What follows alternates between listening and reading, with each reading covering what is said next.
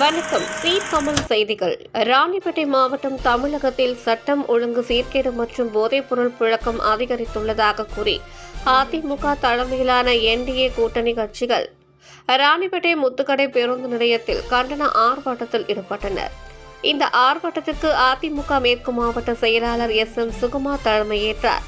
இதில் பாஜக, அமமுக, பாமக உள்ளிட்ட கூட்டணி கட்சியினர் கலந்து கொண்டு தமிழக அரசு சட்டம் ஒழுங்கை பாதுகாக்க தவறியதாகவும் போதைப்பொருள் பரவலை கட்டுப்படுத்த நடவடிக்கை எடுக்கவில்லை என்றும் குற்றம் சாட்டினர்.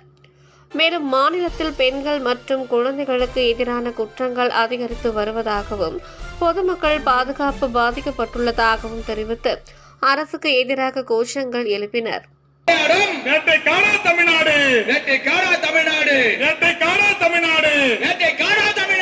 போதை பொருட்கள் விற்கின்ற